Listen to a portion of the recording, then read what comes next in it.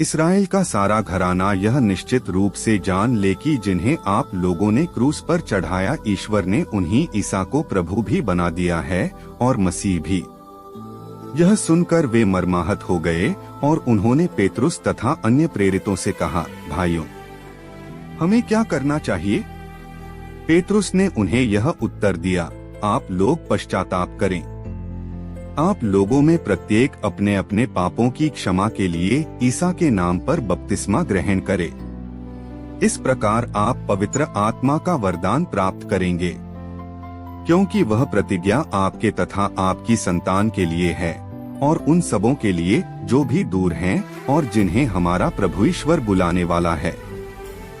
पेतरुस ने और बहुत सी बातों द्वारा साक्ष्य दिया और यह कहते हुए उनसे अनुरोध किया कि आप लोग अपने को इस विधर्मी पीढ़ी से बचाए रखें।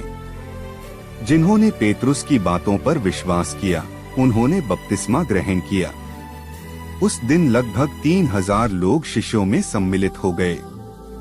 सुसमाचार योहन 20:11-18। मरियम कब्र के पास बाहर रोती रही। उसने रोते रोते झुककर कब्र के भीतर दृष्टि डाली और जहाँ ईसा का शव रखा हुआ था, वहाँ उजले वस्त्र पहने 2 स्वर्गदूतों को बैठा हुआ देखा, एक को सिरहाने और दूसरे को पैताने।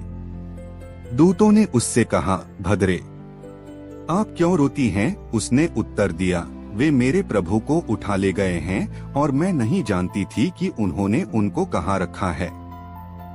वह यह कहकर मुड़ी और उसने ईसा को वहाँ खड़ा देखा, किंतु उन्हें पहचान नहीं सकी। ईसा ने उससे कहा, भद्रे, आप क्यों रोती हैं? किसे ढूंढती हैं? मरियम ने उन्हें माली समझकर कहा, महोदय, यदि आप उन्हें उठा ले गए तो मुझे बता दीजिए कि आपने उन्हें कहाँ रखा है और मैं उन्हें ले जाऊंगी। इस पर ईसा ने उससे कहा, मरियम। उसने मुड़कर इब्रानी में उनसे कहा, रब्बोनी अर्थात गुरुवर। ईसा ने उससे कहा, चरणों से लिपटकर मुझे मत रोको, मैं अब तक पिता के पास ऊपर नहीं गया हूँ।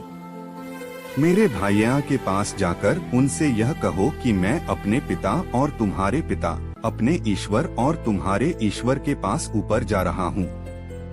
मरियम मगदलेना ने जाकर शिष्यों से कहा कि मैंने प्रभु को देखा है और उन्होंने मुझे यह संदेश दिया।